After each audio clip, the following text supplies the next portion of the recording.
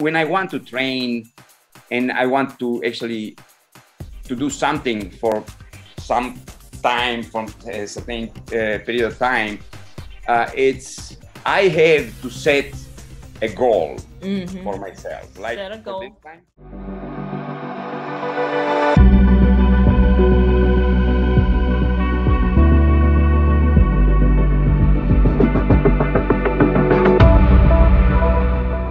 Okay, we are here again. Hey, badass athletes and followers of the Shangrila Rendon live show. We are on another live show, this time with the legendary Giorgio Alessi from Italy. But before I have Giorgio, let me introduce you because, so let me tell you, he has finished 5 times Ultraman World Championship, Ultraman Canada. And let me tell you more about the Uberman that he actually did, wherein he got featured in outside. Let me show it to you. World's hardest endurance race. So that Uberman was actually a swim, about 21-mile open water swim from Catalina to Palos Verdes. And then the next thing, he biked 400 miles to the Badwater Basin, and then he did the Badwater course, and he got featured here. He had done a lot more ultra endurance events, and one of the things that's coming up soon, which is actually 7 days, 5 days, it's on May 25th, which is the TransAmTri full, which is a point-to-point ultra triathlon distance from Orlando, Florida, to California, to Malibu. So let me introduce you, Giorgio Alessi from Italy. Welcome, Giorgio. Woo! How are you doing, Giorgio? What time is it there in Italy? It's 5:30 p.m. And that's was way too much. Way too much. I think I missed a lot, actually. I hope I didn't miss anything else, because the thing about you, I want to make sure that people actually know who you are, because when I check the TransAmTri introduction, look at this legend, and then there's not even a face.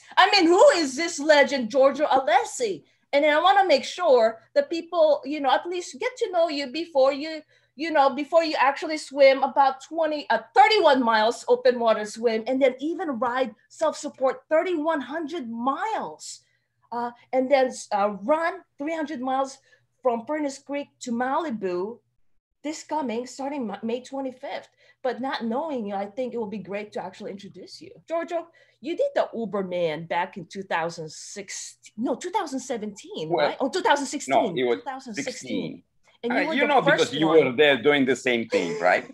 if I recall. Oh, but I wasn't. If I recall well, you were there. Let me show you one of the when I was honored to meet this crazy guy. This one actually was in Death Valley. So I only did the relay, which is the bike portion. But Giorgio swam this is when he actually got out from the swim from Catalina Island to Palos Verdes. So this is my team. This is Norbert, and then myself and our crew. And this was right after. So how was you swam about 21 miles, at least 21 miles in Uberman already. Mm-hmm. And then the next thing is that you biked 400 miles from the Palos Verdes to the Badwater Basin. And then you have your wife, and I had an opportunity to meet you then. So I wanted to ask you, how was that experience in the Badwater, considering that you were the first one to actually, hey, maybe I'll do it? Well, the way I do things, even if you or people keep calling them races, I don't do them as races. It's just, going there, have a different vacation, having some fun, at least until the pain is not yet very bad. It's still a vacation, it's still fun. So since Valeria was there with me and she was by herself, we didn't want to stay out for after dark, for example. So we had just to stop. Every time I'm gonna tell you this thing about the Uberman. When we got to the Death Valley, you know that there is a section where you actually go through Death Valley to Badwater. Yes, so yes, at yes. one point, and it was October, and there was not many cars there. No, so at one point, I see this car coming. I mean, in front of me, coming my direction. So it looks like our rental car. So at one point, it was her. It was Valeria, and she just, you know, brakes and stops the car and say, "Hey, Giorgio, get in the car, get in the car. What's wrong? What's the problem? There is a coyote right there. There is a coyote. Well, yeah. So, I mean, she didn't know that. I mean, that you've seen many of those. It's not a grizzly bear. It's not a shark. It was just a coyote. She got used to it after that. But at one point, she was just, you know, panicking and then freaking out. It's like, this coyote, and then it was fun. But anyway, I didn't want her to stay by herself. Sure. In a very remote place like the Death Valley. So sundown, I jump in the car. We go to sleep in some hotel. I mean, sometime we actually had to drive. A couple nights we had to drive to Nevada, right? Because there was nothing in the surroundings, and then go back and exactly the same spot the next morning at sunrise to restart the whole thing. It was it was just. Well, your wife was very supportive. I mean, you only have one woman crew, right? For that. Yeah, there was yes. And you did it the first time, and you basically don't. So what I'm getting at is that you don't do the race as a race, but more for fun, adventure, vacation. So when you saw Uberman, hey, maybe that's a vacation in California. I'll just swim, you know, Catalina to Palos Verdes. Right? And then I'll just bike and I'll bring on my wife. Hey, wife, let's go. Is that what happened then? Yes? And you became the first one. And then people followed. I remember Iron Cowboy did it. I think that was that last year or 2019 that Iron Cowboy actually did the Uberman also. The solo one. Yeah. Yeah. Okay. Yeah. So yeah, of course. I mean, you just try not to kill yourself with exertion and you know, the heat and everything. So just, you know, maintain your pace and just keep going and having fun and then I believe that's from probably not just mine, but our point of view, just traveling that way, biking or by foot, it's just something that most people will never do and never think about it. Sure. But it's just, I mean, when you go that slow, you actually enjoy all the scenery, all the the places that you are going through, and then you get to meet people, to know people. Yes. And it's just different way. I mean, and here we are talking about road bike, which is slightly different. But when you do the same mountain biking in the trails, like, you know, done a couple times the Tour Divide and the you did the Tour Divide. What year did you do it, Georgia? I did twice the Tour Divide with my brother Ricardo, and one time it was a couple of years ago, the Wild West route, which is kind of Tour Divide. It's just a little bit more different west. Sure. More west, but it's basically it goes up to from the border, from Canadian border down to Mexican border, but going through Arizona instead of Colorado, New Mexico. So it's just a little bit it's nice, very nice as well. And one time it was still with Ricardo with the can't remember the name. Anyway, it's a east-west mountain bike with a 5,000 mountain bike race. Let's say, yes, it was a race. It took us 2 months to do it, but it's just Yeah. Wow. It's fun. It's fun. Yeah. So let me ask you, Georgia, if you don't mind me asking, so what do you do in a normal life if you don't do like this rice, which is 2 months, or vacationing in California, or doing at least about a month next month, actually on May 25th in TransAmTri? What do you do in a normal life?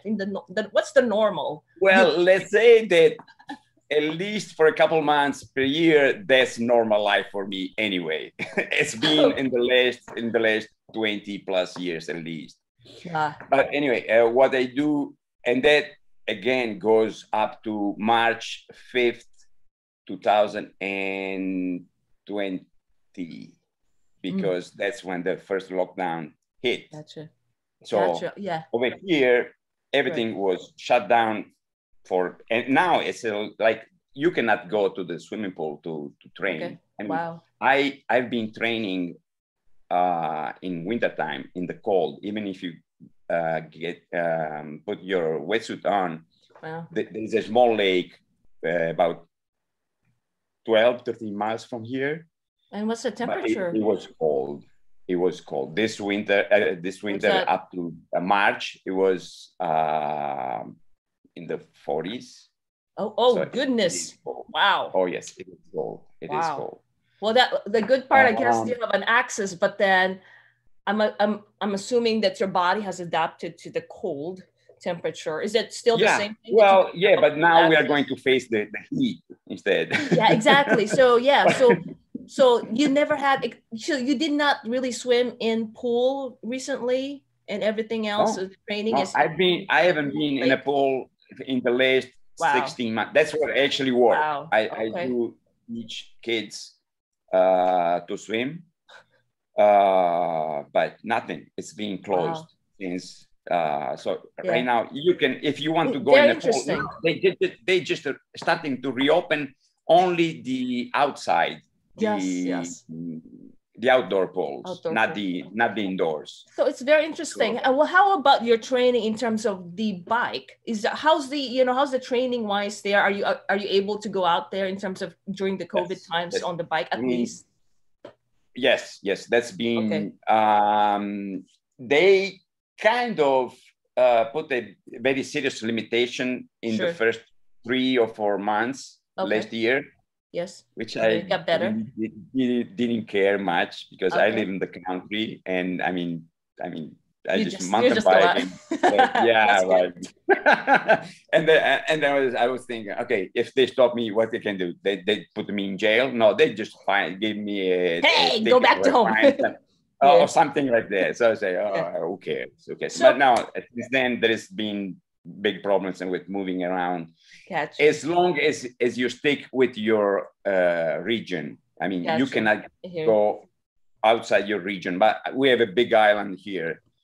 So it's 200 miles from one point east to west is about 200 miles. So it's a pretty big island. So it's just no problem there. Yeah. So for those who's actually viewing this unplanned live interview, just with #live or #replay if you're watching the replay. So as you heard, Giorgio, he has not been in the pool, a heated pool, since COVID time. He has been swimming at an open water, which is a lake, which is about 2 to 3 miles from his home, and it's 40 degrees Fahrenheit. And he was. Okay. And his race is next week. And his race next week is in Orlando, Florida, and it's going to be 31 miles open water swim. With that said, because I'm bringing this one up is because a lot of athletes are so worried. They're telling me, Coach, I don't have a pool. What's going to happen with my Ironman? What's going to happen? Or like the open water is at 60.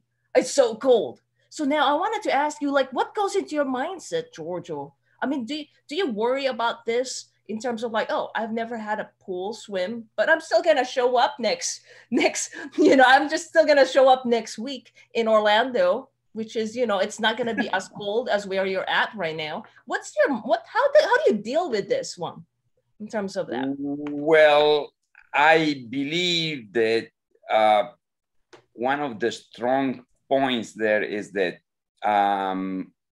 in my life, I've done even in the ocean some long swims, and I mean, your body get used, even if you are not trained for that distance, not really trained. I mean, so just but your mind is set in a certain way that makes you think that you can do it because you're done worse than that.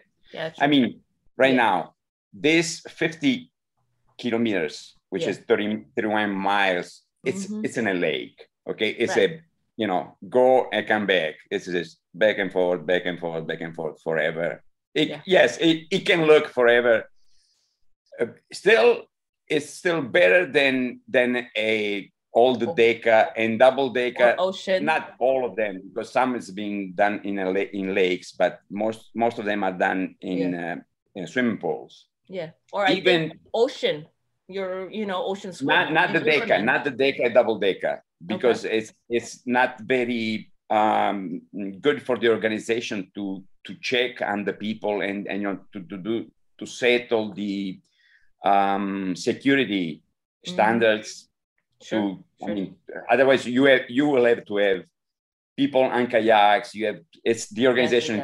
Once you are in a swimming pool, it's a closed, a contained environment. It's just you are there. You don't need. I mean, the only thing the only people you can actually need is people who count laps. Yes, exactly. Which is hard because it's. I mean, a Double Deca, for example, that means that you are there. You can be there for maximum of 72 hours. So that's the limit, the up limit, and so you have to, as an organizer, you have to switch crews and counting laps. You cannot take one guy and say, okay, you stay here and count 72 hours of this. Nobody's then going with the TransAmTri, it's 36 hours kind of time wherein you swim 50 kilometers. So I think I see.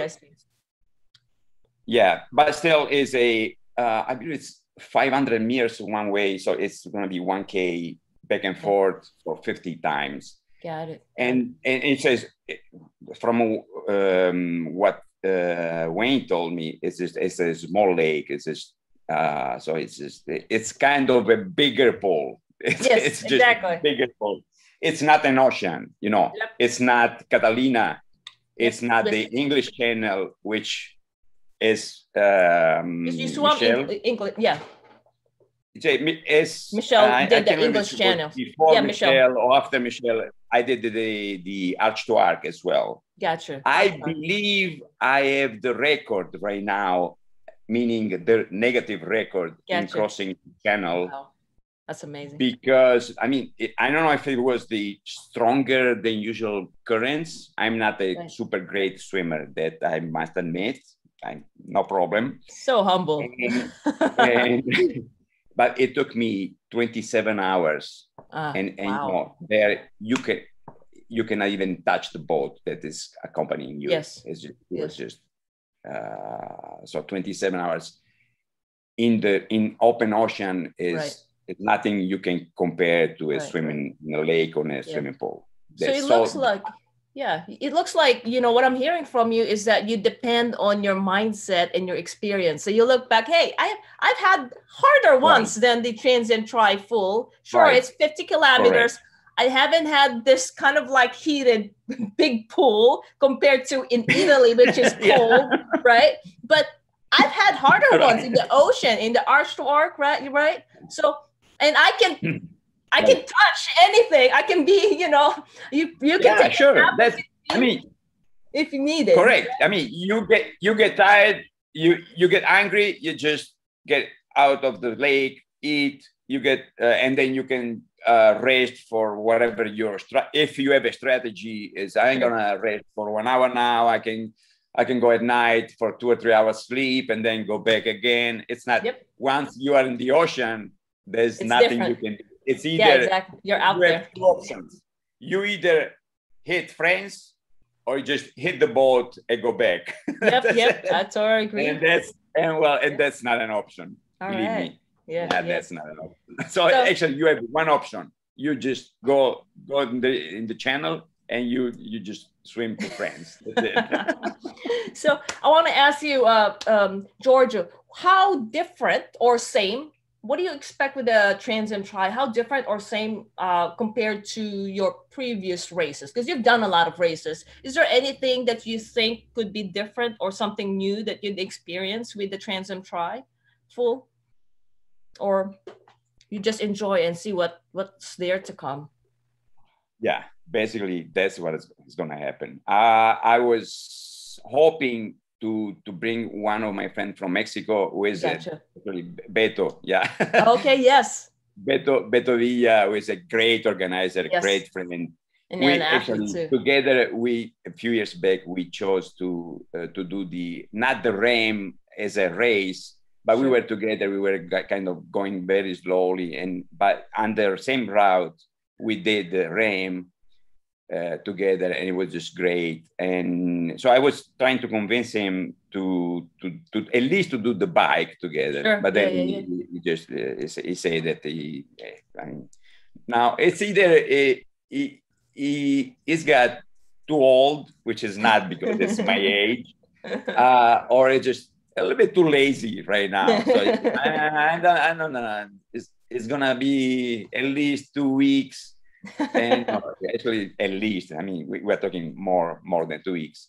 But so he decided not to come. That would have been more fun. More fun because he's a funny guy. But well, besides that, it's gonna be. I mean, it's a route I never done. So even in the heat and the humidity, which is gonna happen for sure. But it's a new portion of your country I'm gonna explore. So it's just in heat and humidity. yeah. Well, yes. Which is a great experience, by the way. So if you're listening to or viewing this one live, just hashtag live. We actually have Gerard Charlton say, "Hey, Giorgio, nice to see you, buddy." So yeah, we're looking forward to you racing. So is there anything, so you said, you're looking forward to excitement, so something new that you'd actually see compared to what you've done already in the past. Is there anything that you feel is going to be hard during the race? Any doubts, concerns? Would that be, I don't know, coyotes? I don't know. Which is like a pet peeve. Okay, right now, the very first concern right now is actually getting into the States. US. Into US, right?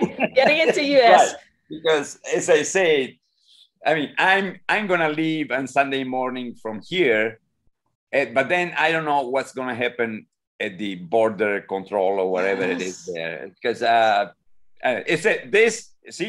speaking of experiences, this is a brand new one. I've been traveling, I mean, so many times, especially to the States, because of family, because most of my races have been done there.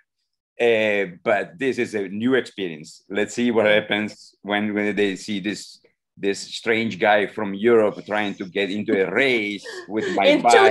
In 2 days. Yeah, in 2 days. So, but we'll see. Yeah, so that's worry number one. The rest is just gonna do it. You're just gonna show up if everything's okay. Then you come to the airport, right? If you start getting worried about anything that can go wrong, or it's just, I mean, many people ask me, okay, what do you do? Why do you think? And there are sharks in the ocean. Sure, there are sharks. But if you get into the ocean and thinking that a shark is gonna bite your butt, I mean, crocodile. You just, you just lay on your couch and just do your life on your couch. That's probably nothing is going to happen there. But it's just, I'm much more worried about being hit by a car. Than chased by a bear if you are a mountain bike in Montana or Wyoming, or you're going under, so. eaten by a shark in California or in the English Channel. It's, I mean, how many chances there are really that something like that is it's kind of like being how many chances you have to get hit by lightning? How many chances you have? More. It's just the numbers are just. I totally agree with you. So, you know, just we hope that you're going to be able to race just right on time. No, you know, interruption from from the airport, because so as you heard, George is actually going to be in US, cross finger, on the on Sunday, and his race is at 8 a.m. Eastern time on Tuesday. So there's this like, how is he gonna fall asleep while sleeping and while swimming?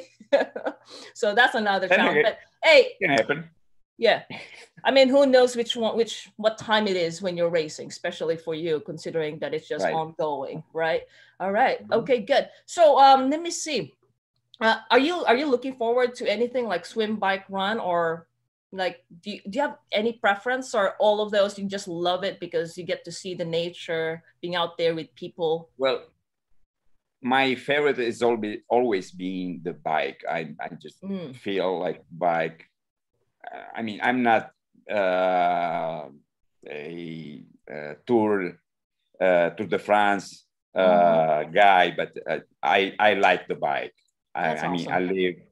That's awesome. With bikes, any kind of, not electrical, not engine. So it must be mountain bike, and it's a free ride, downhill, regular tri bike, anything that with two wheels and two pedals. Yeah, is okay for me. Yeah.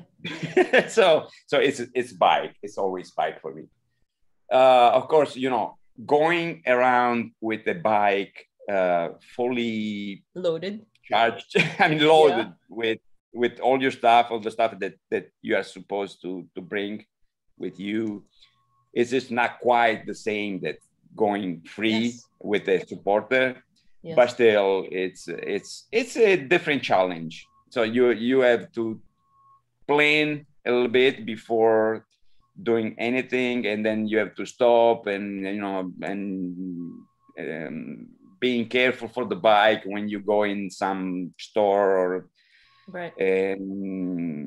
it's different. It is different, and then you have to buy the right amount of stuff, just actually a little bit more, a little bit more usually, because it's not the route that you know. So you are not sure, because even if you go through, I mean, if you are going through, I don't know, Santa Fe, for example, you know that there's going to be thousands of places where you can actually refuel.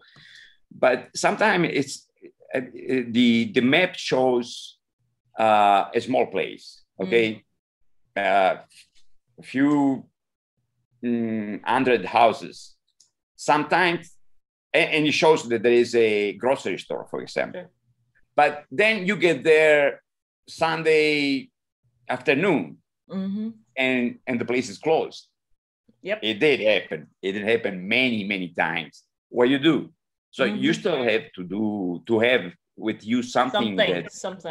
Some things, yes, something. Especially water. I mean, that's the main thing too. Well, it did happen. Something that did happen to me and to my brother. We did knock on somebody's doors and not in towns. Not in towns. I mean, I'm talking about farms in the middle of nowhere in Oklahoma, where there is nothing for many miles, and then the heat and the wind, and I mean, we did knock on somebody's door, and they were nice enough to give us water or Gatorade or whatever they had. So it's been, I mean, these things, they happen. So honestly, that's one of the things that I was looking forward to. Like, what am I going to experience once I travel self-support and I get to meet all these people, especially when you need the most? Like, give me food, give me water, please. So now you're not. Yeah, go ahead. Sorry. But there have been people passing by. They don't say. They will stop. They did stop and offer you food or drinks, and that's something. Especially if you are in the south, south of the US.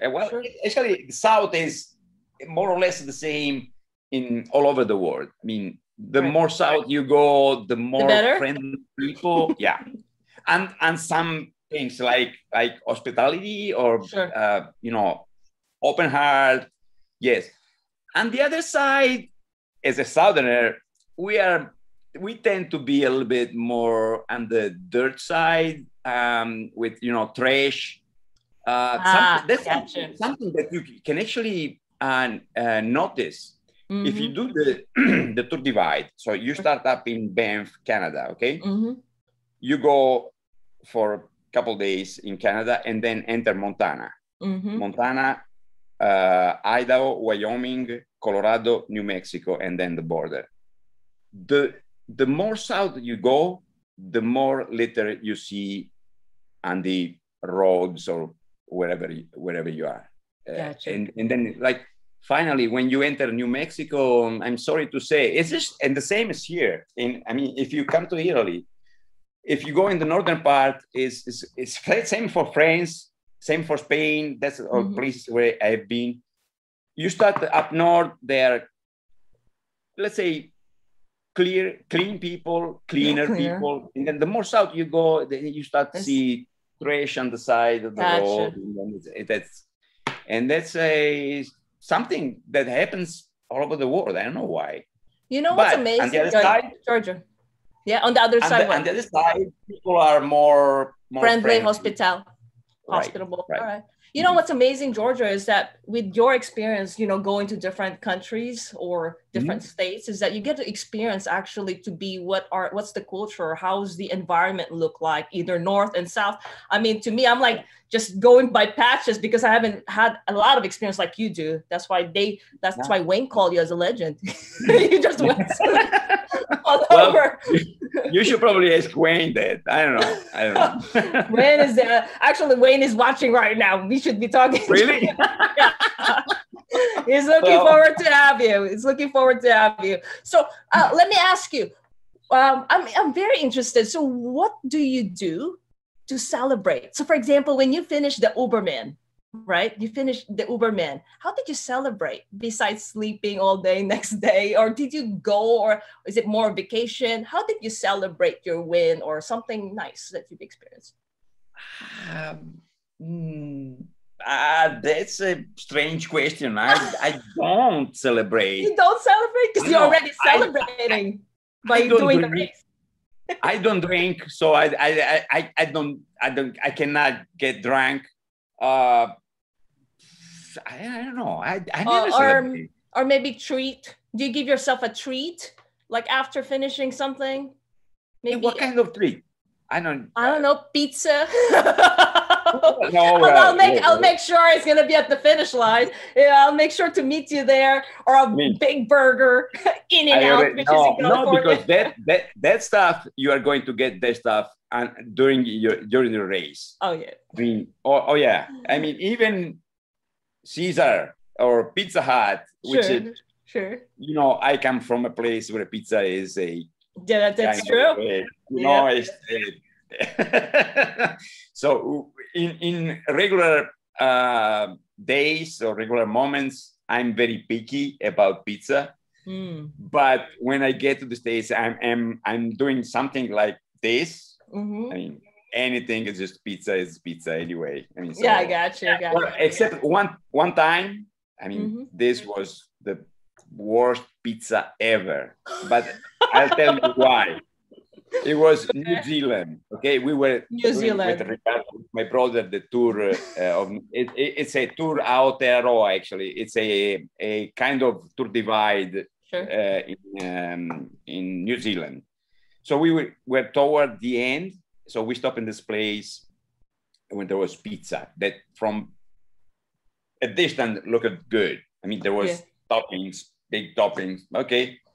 So what we didn't know was that instead of regular tomato sauce, they put ketchup. Oh, ketchup? Banana ketchup. No, I'm just kidding. Ketchup. A bottled one. I hate ketchup. That's not something edible for me. Man. For me. I totally understand. It was so full of ketchup that it was actually that's insane. Not edible. I mean, we left the pizza, all of it. I mean, I was actually trying to, to scrape out some of it, but I mean, the taste was so no.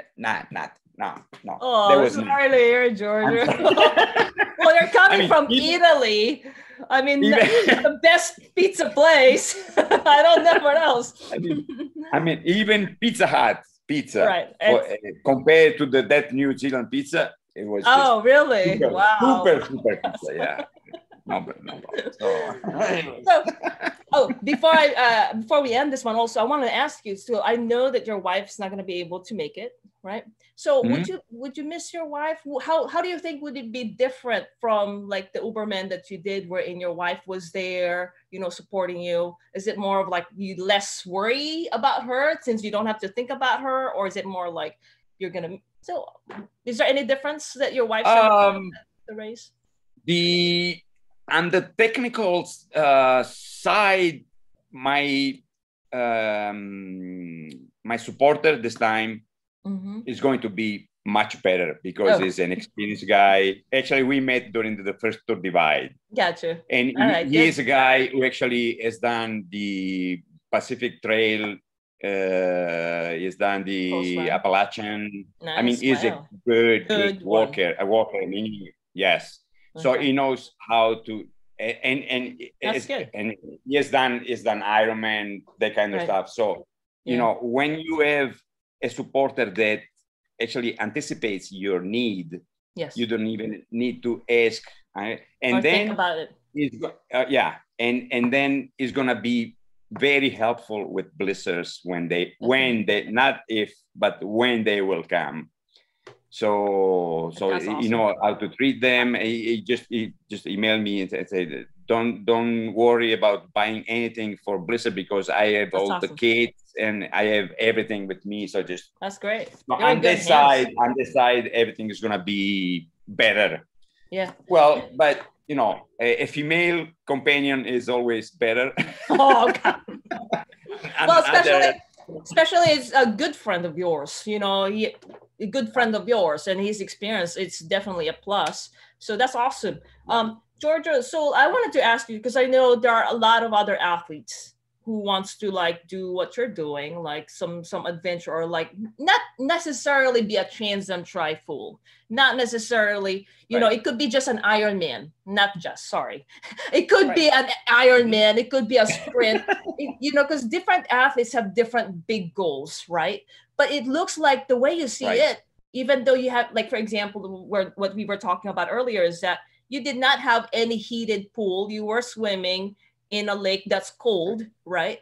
And you had to adjust your training because of the COVID in Italy. And then now you're going to go to this big race in Orlando. But then you see it, you don't see it as a race. You see it more of an adventure, more of fun. You just want to have fun. And that's why you're doing these things. What can you advise these athletes that sometimes they are stopped? It's so big. I don't know if I can do that. Will I be able to do it? What if I fail? What if I can't afford it? What if there's a lot of what ifs? Do you have any maybe top 3 advice that you can tell them so we can have more people achieve their big goals? What do you say, Giorgio? Especially you're the expert on this, just doing it. Well, actually, when I started to do the triathlons, because that's where I I started doing the marathons first, because being Italian, with soccer is a big thing. Yeah. Okay. Yep. So when I was when I was young, I used to play soccer, even being paid to play soccer. Never a pro, but being paid. And for a kid of 14, 15 years, getting money instead of going to your father and say, Dad, that's so cool. I need to go to give me some money to have some pizza tonight with my friends. You have your own money because of that. So until I was almost 30, probably, I was still playing soccer. And at one point, I started working. There was not much more time to actually do training and stuff with soccer. And so I kind of stopped for a few years. And then I realized that I didn't like not doing anything. Okay, gotcha. On the physical side. So I said, can I actually run a marathon? I mean, would I be able to run a marathon? Okay. That was the first goal, not even a goal, first curiosity, maybe. Yeah. Sure. Curiosity is good. So and that's where the vacation plan started, because my wife, different wife back then, but still, we were planning to go to do, well, the most popular Asian marathon. New York marathon.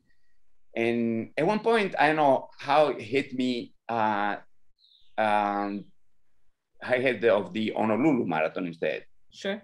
Which is in a different place, different environment. So I said, Vivian, would you like to go to Hawaii instead? That's better. So that was my first marathon. Gotcha. After that, everything was okay. So I was able to run the full marathon.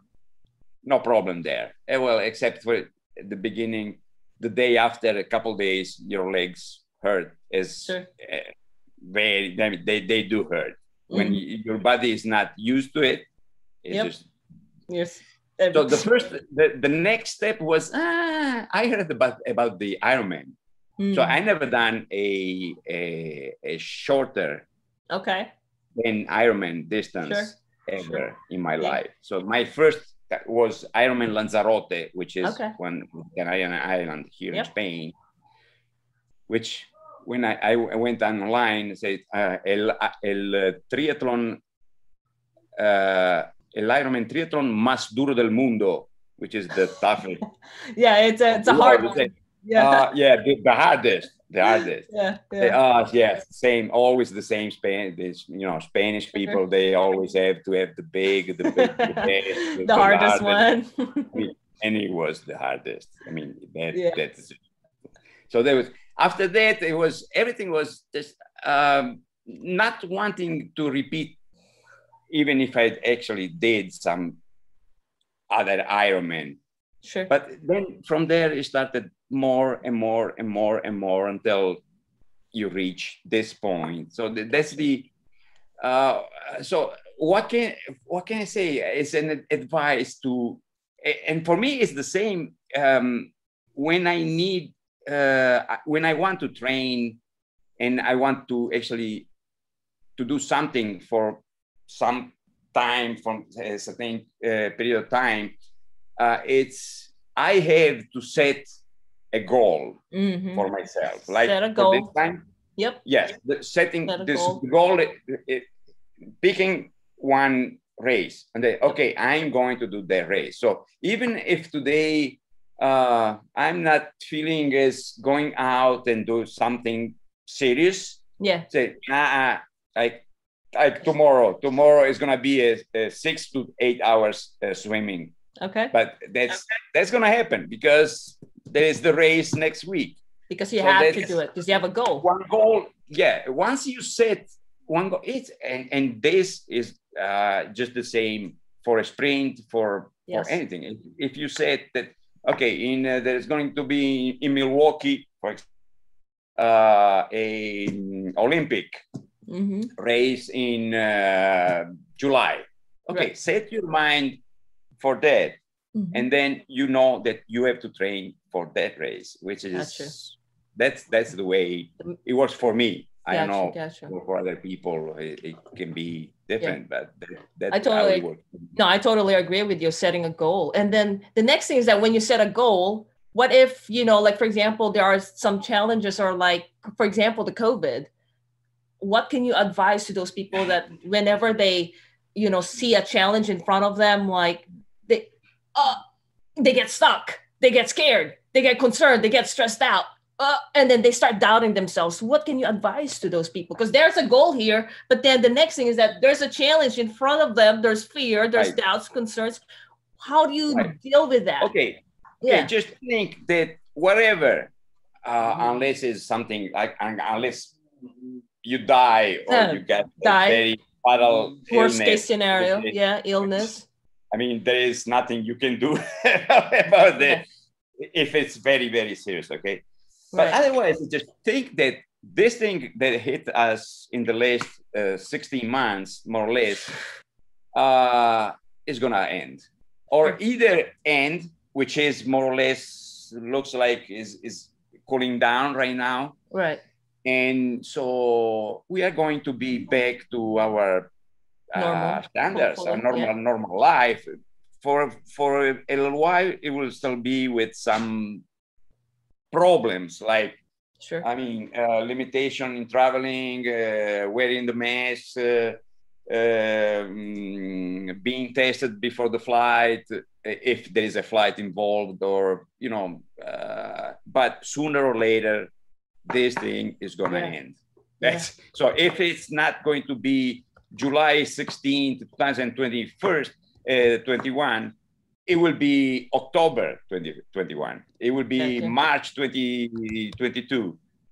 It will be anyway. So just, I mean, stay there, do some of your training. Don't stress yourself out because it's going to end. Gotcha. I'm actually taking notes while you're saying it. So, you know, we started off with being curious, looking more of like how to get to the goal, wherein you do vacation as a start if you don't know yet or what you really want. And then next thing is that to set goal.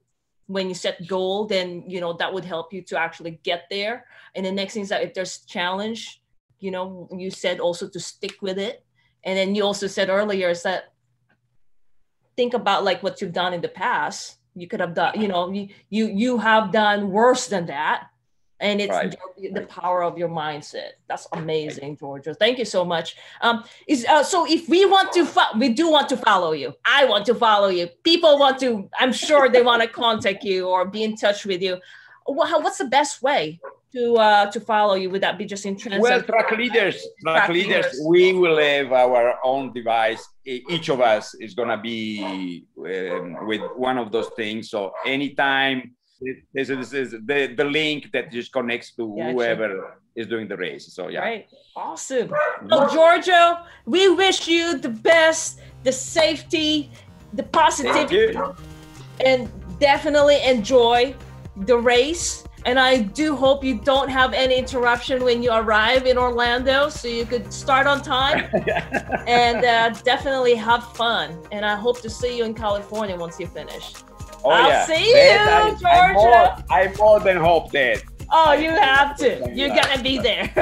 Well, take care, Giorgio. Thank you so much for your time, everyone. Bye, Giorgio. We'll be following you, Giorgio. Bye.